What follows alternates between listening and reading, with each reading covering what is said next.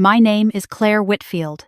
I am 29 years old, and last Thanksgiving I sat at my father's dining table for what I believed would be just another holiday meal in a long line of holidays I had learned to simply endure. The table was set with the good china, the kind my mother only brought out twice a year. Candles flickered in their silver holders. The smell of roasted turkey and sage drifted from the kitchen and wrapped around the room like something warm and familiar. My brother Daniel was already on his second glass of wine, laughing at something my uncle had said, his wife perched beside him looking perfectly pressed in a burgundy blazer. For a brief moment, watching the room fill with that amber glow, I let myself believe this year might be different. It was not different.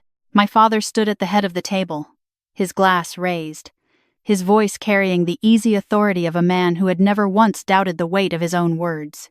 He thanked everyone for coming. He spoke about the year, about growth and gratitude and family. He mentioned Daniel by name, praised the property deal Daniel had closed last spring, called him the future of everything the Whitfield name stood for. Relatives nodded along. My aunt reached over and squeezed Daniel's arm. My mother smiled at her folded hands. Then my father looked down the table at me. He did not smile. His expression settled into something flat and certain, the way a man looks when he is about to say something he has already decided is simply true. He said that while he was grateful for everyone gathered here tonight, he had to be honest about one thing. He said that, of his two children, one had chosen ambition and one had chosen fantasy. He said he had tried for years to understand my choices, but that trying to understand them had become its own kind of exhaustment. Then he said, in front of every person at that table, that I had been a disappointment to this family since the day I decided a camera was more important than a future. The room went still. A cousin set her fork down. My uncle cleared his throat. Daniel stared at the tablecloth. My mother's hand moved slightly toward her wine glass and then stopped. I felt the heat rise in my face, that specific burn of shame that starts behind the eyes and spreads slowly into the chest. I had felt it before, many times at this table, but never quite like this, never this direct, this public, this deliberate. I breathed in once through my nose, and then I set my own fork down with a quiet click that seemed to echo in the silence. I told my father that if my choices had caused him that much disappointment for that many years, then perhaps he should stop waiting for me to become someone else.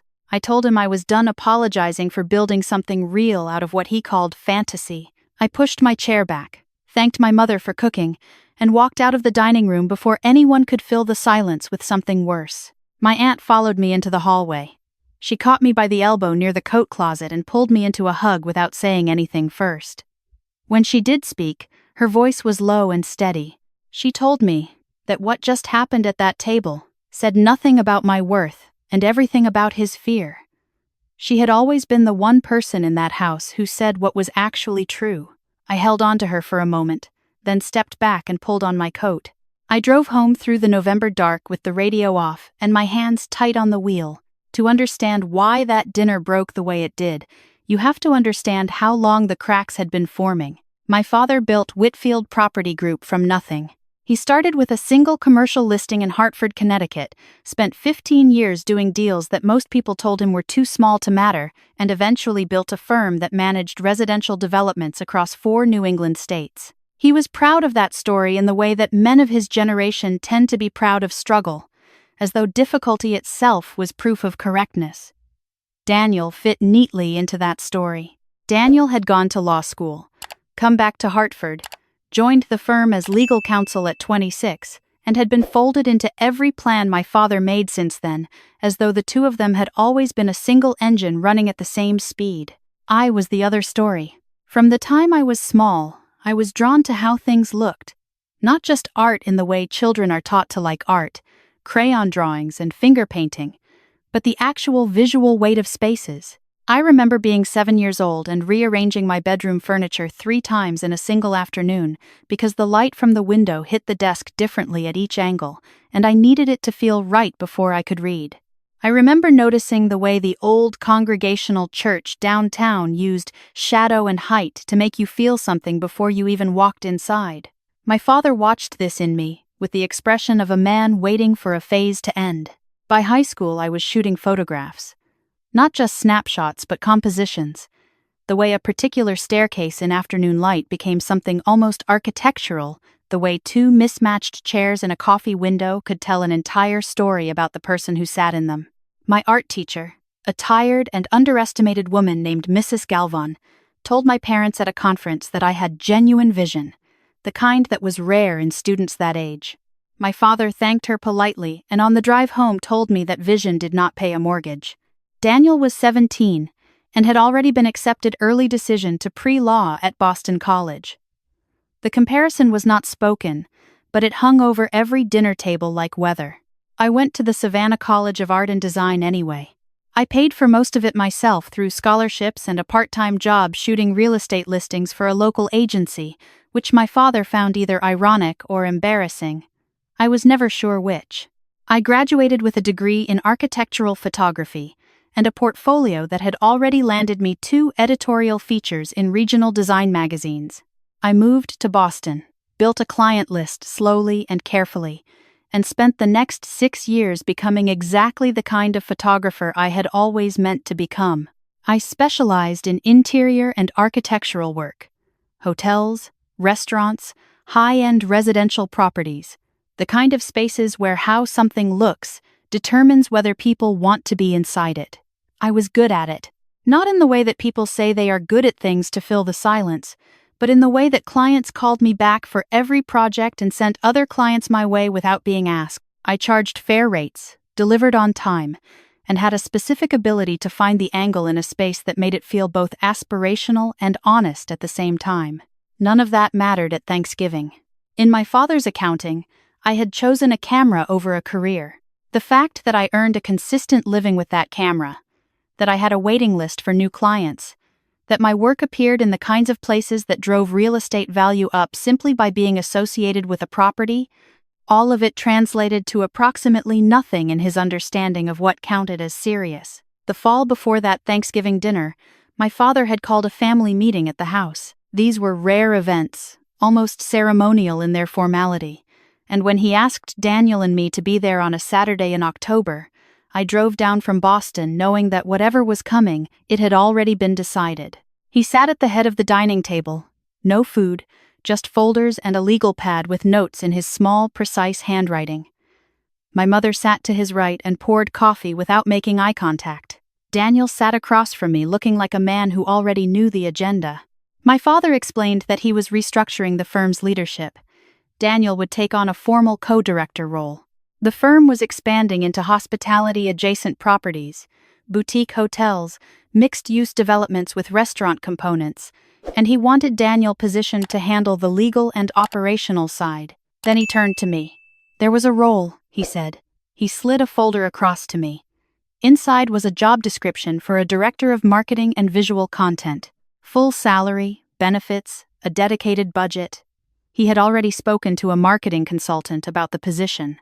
The firm needed someone to manage how their properties were presented, and he had decided, he said, that this was how I could finally contribute something to the family's work. He said it the way you offer someone a seat at a table they have been standing outside of for years, as though the offering itself was generosity enough that gratitude should follow automatically. I read through the folder slowly. The salary was real, the scope was real, and then I found the clause that made my chest tighten. The position required full exclusivity. I would need to dissolve my freelance business, transfer my client relationships, and work solely for Whitfield Property Group for a minimum of 3 years. I looked up from the folder. I asked my father if he understood what he was asking me to give up. I had taken 8 years to build something that was entirely mine, a reputation, a client base, a body of work that existed in the world under my name. Folding that into the firm's marketing department was not a promotion. It was an erasure wearing the costume of an opportunity. My father's expression did not change. He said that what I had built was a side business. He said that freelance work was inherently unstable, that I was 30 years old with no security and no future in it, and that this was his way of giving me both. He said Daniel had made sacrifices for the firm and that it was time I understood what commitment to a family meant. The word sacrifice sat in the air between us. I asked Daniel quietly if he had known about this offer before today. He looked at his coffee and said he thought it might come up. I understood then that the meeting had been staged. The decision had been made. The folder was a formality. I told my father I needed time to think about it. He told me there was not much time to give. The firm was moving quickly on the new properties and the position needed to be filled. He leaned forward and said, in the tone he used when he believed he was being patient with someone who did not deserve the patience, that I had spent a decade taking pictures of other people's spaces and that it was time to do something that actually built something. I stood up and told him I would be in touch. I drove back to Boston in the kind of silence that has weight. By the time I reached my apartment, I already knew my answer. Giving up my business was not a sacrifice I was willing to make. Not for security I did not need from a man who had never once acknowledged that what I had built was real. I emailed him the following week. I said no. I said I was grateful for the offer and that I hoped the firm found the right person for the role. I kept it short and civil. He did not respond for 11 days, and when he did, the reply was 4 sentences that ended with, "I hope you understand what this decision will cost you." I understood what it would cost him more. The Thanksgiving dinner happened 8 weeks later. After I left that night, I drove back to Boston and sat in my apartment for a long time with my coat still on, staring at the city lights through the window. My phone filled up with messages. Daniel texted twice. My mother called and left a voicemail that I did not play until the following morning. My aunt sent a single text that said, "You handled that with more grace than he deserved. Keep going." I kept going. January brought a project I had been building toward for 2 years. A boutique hotel group called Ember and Oak had been in quiet expansion, opening properties in secondary markets that were being repositioned as destination travel. Their creative director had found my work through a spread I had done for a Portland restaurant. A moody, precise set of images that had been picked up by 3 national food and design publications. She called me in January and asked if I would consider a 12-month contract to shoot all of their new property openings, 6 hotels across the Northeast, with full creative control over how each space was presented. The contract was the largest single engagement I had ever signed. It was enough to carry the business for nearly 2 years on its own. I said yes. The work was extraordinary. Each property was different and each required a different visual language.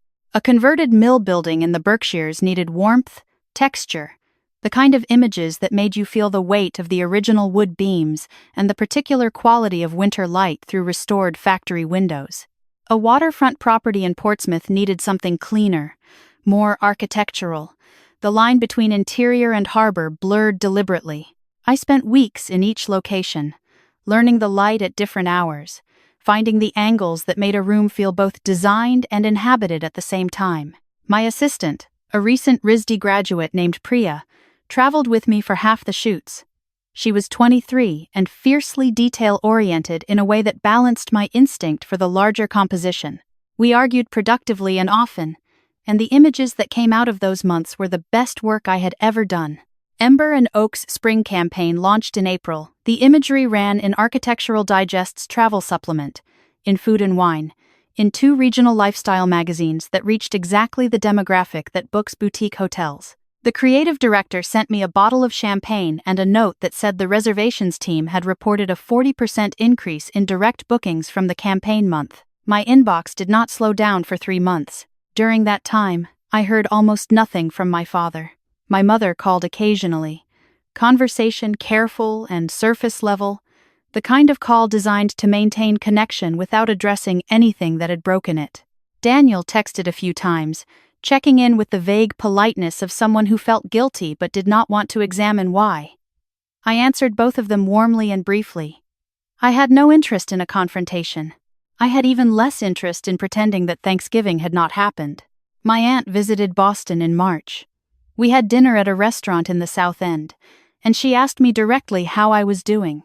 Not socially, but actually. I told her the truth. I told her that the dinner had hurt more than I expected, not because I needed my father's approval, but because I had spent so many years quietly hoping that one day the evidence would be sufficient, that eventually the work would speak loud enough. She looked at me across the table and said that some people's ears only open when their wallets close. She said it without bitterness, the way she said most things, as a simple observation about how the world worked. I laughed. And then I understood that she was probably right. The call that proved her right came on a Wednesday morning in late September. I was in my studio reviewing proofs from a residential shoot in Cambridge when my phone showed my father's number. I stared at it through 2 full rings before I answered. His voice was different. Not soft, exactly. My father did not do soft. But the authority that usually occupied every word was compressed somehow, like a room that had had some of its air removed. He said he needed to speak with me about the firm. I said I was listening. He told me that Whitfield Property Group had lost 2 major development partners in the past quarter.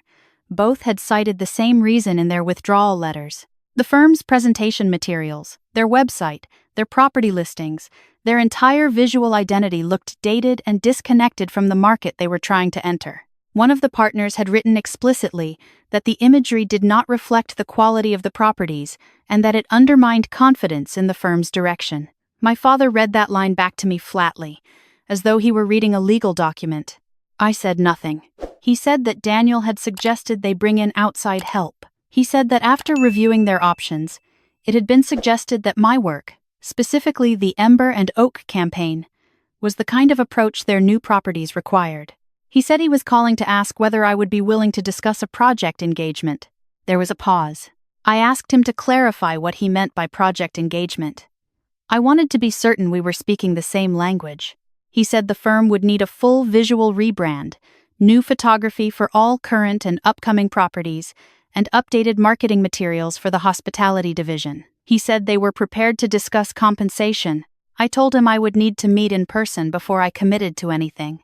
We met at a neutral location, a conference room in a Hartford law office that neither of us had any emotional attachment to. My father arrived in his usual suit, precise and correct, and for a moment standing across the table from him I had the strange sensation of seeing him as a client rather than a parent. He was a man in his late 50s with a real problem that required a specific professional skill, and I happened to possess that skill. I told him my terms before he could set his. I said that if Whitfield Property Group wanted to engage my studio, the engagement would be handled exactly as I handled every other client relationship. My team would control the creative direction. Feedback would go through the same process I used with all clients: structured rounds, documented revisions, final approval from my end on what went to publication. There would be no special accommodations because of who he was to me, and there would be no discount on my rates because of who I was to him. I told him this was not a favor, and it was not a reconciliation, it was a business transaction. My father's jaw tightened. He started to say something about his experience, about the decades he had spent building the firm, about knowing better than anyone what the Whitfield name required. I let him finish. Then I told him that the 2 partners who had just withdrawn their funding apparently disagreed with that assessment. I said it evenly, without cruelty, and I held his gaze until he looked down at the folder in front of him. After a moment, he picked up the pen. The contract was signed before we left the room. The work took 4 months. Priya and I rebuilt the firm's entire visual language from the ground up. We went through every property, assessed what was there, and started over. The existing photography was exactly what the partners had described.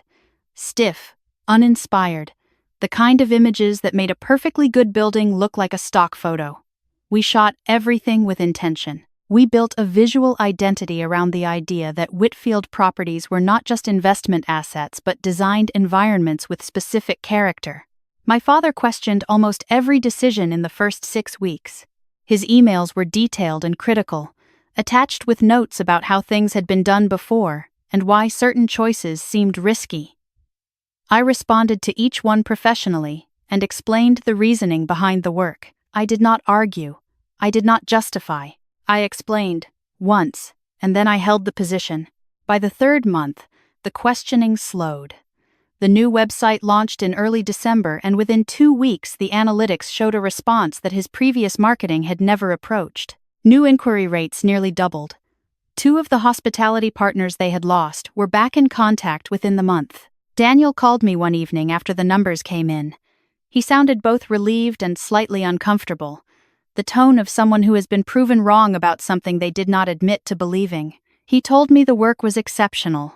I thanked him. He was quiet for a moment, and then said he was sorry about Thanksgiving. I told him I appreciated that and meant it. This past Thanksgiving, I drove back to Hartford. I had thought about not going.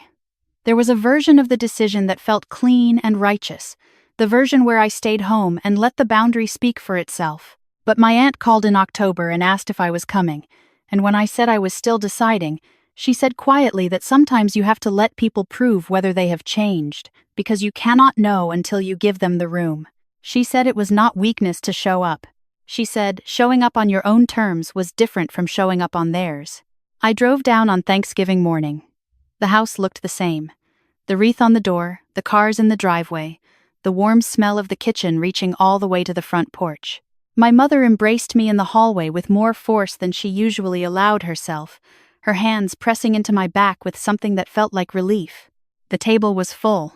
Cousins, aunts, my uncle from Vermont, Daniel and his wife, the familiar rotation of faces I had grown up seeing across that same china. I found my seat beside my aunt, and she squeezed my hand once under the table. When my father stood at the head of the table to give his annual address, the room quieted the way it always did.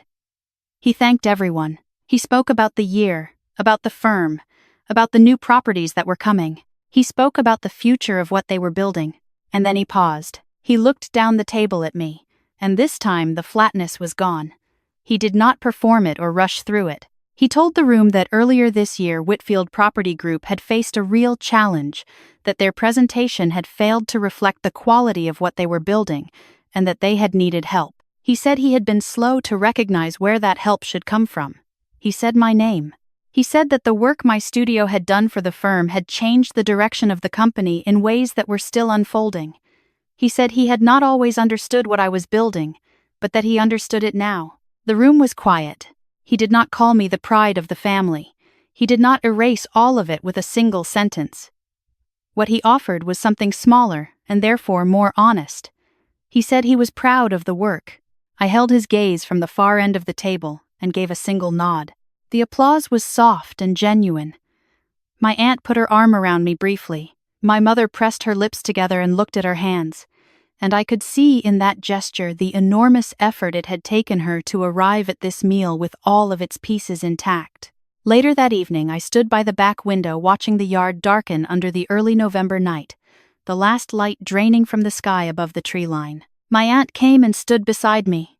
She did not say anything at first, just stood there with her glass of wine looking out at the same dark. Then she said she was glad I came.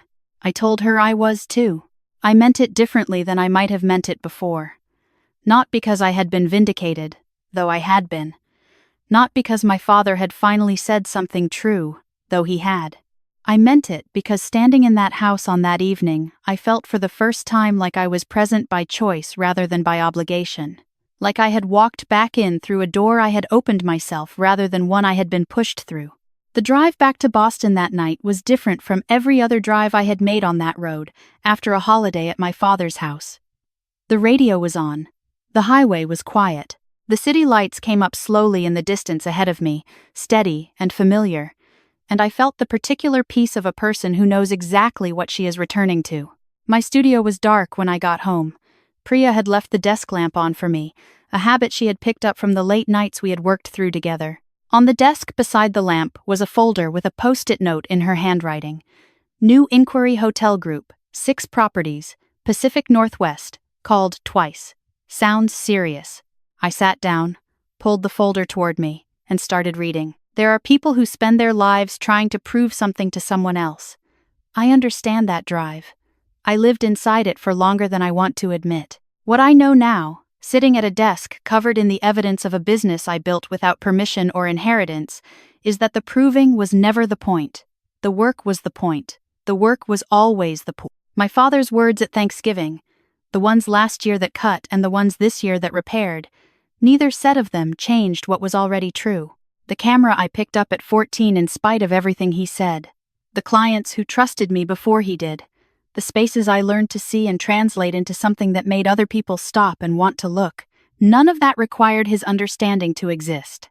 It existed because I showed up for it every single day regardless of whether anyone at that table in Hartford believed in it. I opened the folder and picked up my pen. Have you ever been told that what you love most is the thing that makes you a disappointment? leave your story in the comments. And if you believe that no one else gets to define your worth, hit like and subscribe because we are just getting started.